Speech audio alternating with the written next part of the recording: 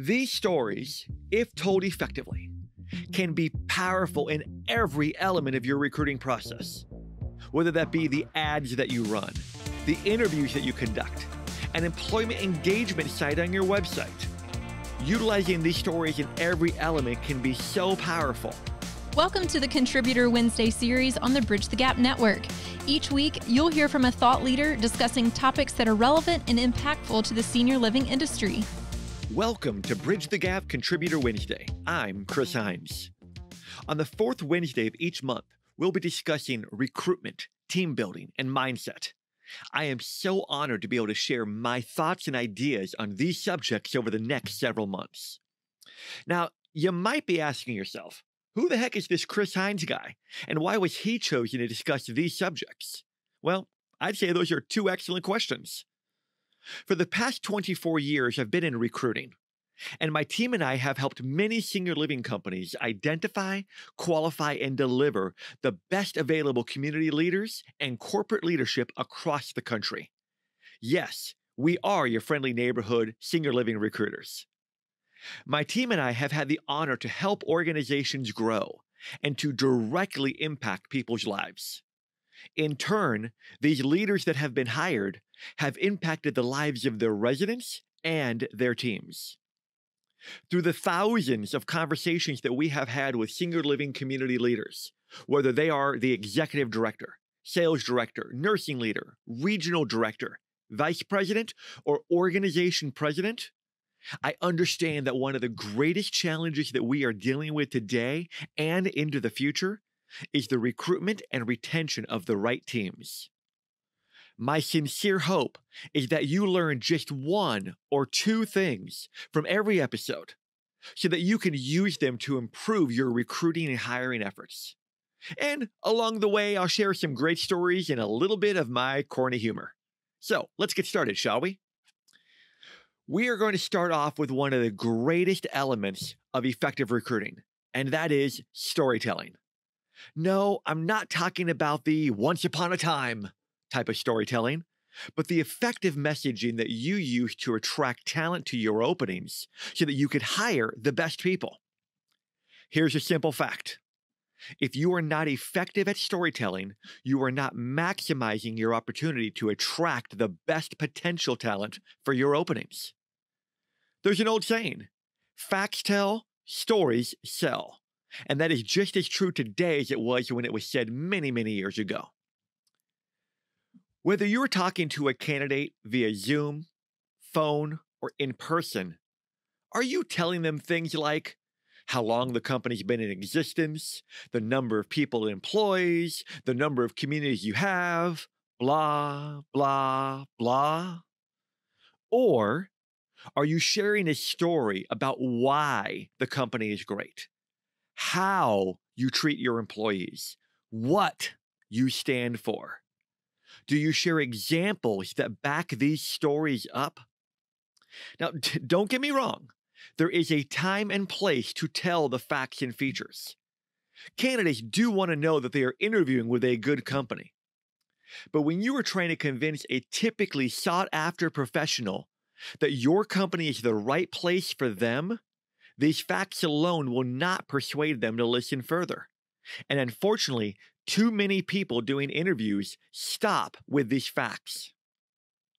So let's talk about the components of a great story. When we talk about telling a great story, I'm not talking about those fictional kind. We aren't talking about Star Wars or fair maidens in a tower hundreds of miles away. I'm talking about the type of story that sells the greatest aspects of the opportunity. People don't go to work for facts, or for a private office, or just for free coffee. Now, that last one might be pretty tempting.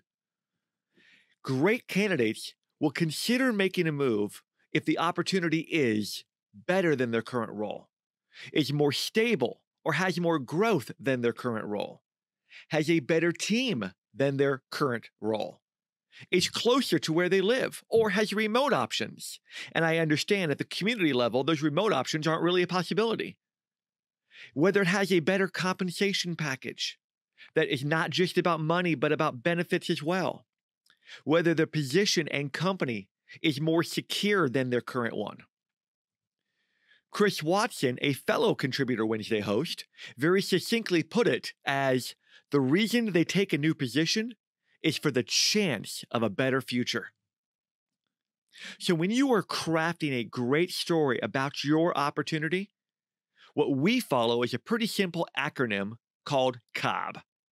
Now, I'm not talking about corn on the cob. I'm talking about COB. Company, opportunity, boss. Let's break all three of these down. First, company. Yes, you should let them know if your company's been around a long time. Yes, you should explain the number of communities you have and the number of states that you're in. But don't stop there. You should be giving them examples or stories as to why you're a great company. Give examples of how you treat your staff. Explain what others think about the company. These compelling reasons for why someone would want to learn more about your company so that they could decide if this is the type of company that they want to work for. The stories will be impactful. In terms of the big O, opportunity. The opportunity portion of your story is not the job title. While the responsibilities might be similar between company to company for similar roles, that is not an effective story. Help your prospective candidate understand what is great or challenging or opportunistic or exciting. You pick the adjective about this opportunity. Let them understand how they could come in and look like a hero if they do X, Y, and Z. Even better, share an example of how a previous hire was quickly promoted because they did similar things. These are the type of stories that will get a prospective candidate to pause for a moment and want to learn more and potentially envision themselves in the role. A job title does not do that. After all, they already have one of those. Now let's talk about the B, the boss. Gotta be honest, I'm not crazy about the title of boss, but I stick with it because the COB model is easier to remember than COL, C-O-L, the L standing for leader. There are always fluffy lines that can be said about the boss or the leader. I have an open door policy. Let me ask you, has any boss ever said they have a closed door policy? Or another one is, I'm not a micromanager. Very few bosses are actually going to say that they are a micromanager. So don't use those fluff lines. The better stories that you can share about the person they would be reporting to, whether that is you or someone else on your team, the better of these stories are, the more you will draw the candidate in. Can you share why you came to the organization? And just as importantly, why do you stay? Possibly share a story about your true leadership style with examples. Is there a great story about how you interact with your team or how you've helped leaders get promoted within your team? Speaking of teams, make sure that you are sharing compelling stories about the team they'd be working with. The reality is, people review new opportunities. They'll evaluate them in a way of determining, is this a company I want to work for? Is this a leader that can inspire me and help me grow? Or could they be a mentor? And is this a team that I believe I'll get along with and prosper with and work well with? So thinking of that team model, maybe an even better approach would be to call it COT. C-O-T, team standing for team. Teams include both those they'd be working for, but also those they'll be working with. Okay, you know what? You've convinced me. Forevermore, COB is now called COT. Company, opportunity, team. So let's bring this all together. These stories, if told effectively, can be powerful in every element of your recruiting process. whether that be the ads that you run, the interviews that you conduct, an employment engagement site on your website. Utilizing these stories in every element can be so powerful. I do want to give you a word of caution, though. Be careful not to go on too long, particularly in the interview.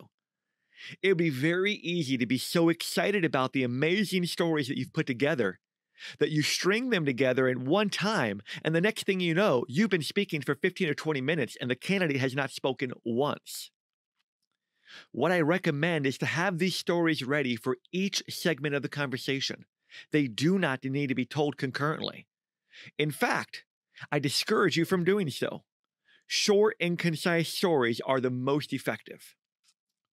This means one thing. You must be prepared, and you must practice your storytelling technique. If not, you might be swallowed whole by the dreaded ums and ahs. If you are prepared, though, you also won't fall into the let's make something up trap, because you're never going to win by doing that. I would encourage you to practice the storytelling amongst your leaders. Role play the stories that you will share between each other.